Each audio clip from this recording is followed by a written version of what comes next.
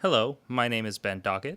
In this video I will talk about striking, as discussed in Great Representation of the Art and Use of Fencing by Italian swordsmaster Ridolfo Capo Ferro. Strikes are done in one of two ways, either as a cut or as a thrust. A cut is done with motion from the elbow, or if necessary the shoulder. A cut should strike with the upper third of the blade. There are 6 offensive cuts specifically outlined in the text. These cuts either come from the right side, or mandritto, or from the left side, reverso. When a cut is discussed in the text, it is considered to come from the right side, unless specified as reverso, meaning coming from the left. The first cut is the ordinary.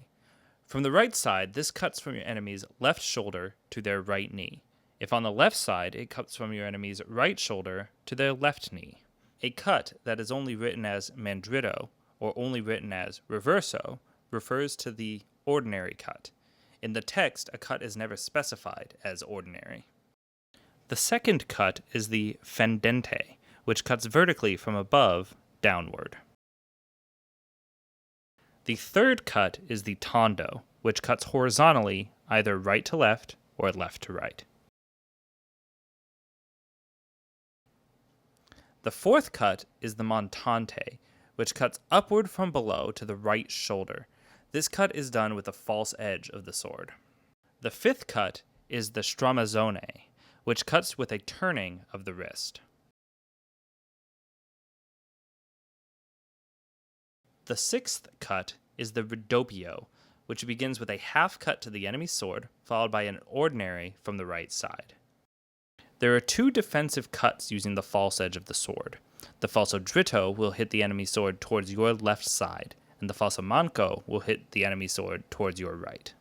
When thrusting, it is beneficial to consider your thrust in parts, where individual movements are taken in order to allow for adjustments mid-strike. I will cover each of these actions and demonstrate how they come together as a cohesive whole. With practice, these actions will be performed at full speed so as to constitute a single thrust. A thrust is led by the sword. As such, I will go through each part as though you were being pulled by your weapon. Initially, the arm begins to straighten as the hand pushes the sword forward. As the arm extends, the shoulder loosens and follows. This is then preceded by a leaning forward of the body. As the weight of the torso moves forward, the weight begins to transition onto the right foot. In this movement, the torso should remain in a horizontal plane, neither rising nor falling. Once 2/3 of your weight is being carried by your right foot, slightly lift your right foot to complete the lunge with a step. At this point, you could continue with the strike with the step of the left foot, or halt the attack and return to stance. To return to stance, begin by bending your left leg, then moving the torso back to its original position, ending with the arm, then the sword returning to their original positions. This action constitutes a standard thrust, where the point of my sword strikes my target. There are 3 other thrusts specifically named in the text that strike in a particular manner. The first thrust is the Imbroccata.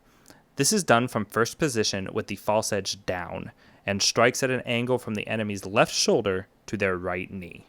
The second thrust is the Stoccata. This is done from third position and strikes towards the enemy's right shoulder. The third thrust is the Punta Riversa. This is done from the fourth position and begins from the outside and comes under the enemy's arm, striking them in the breast.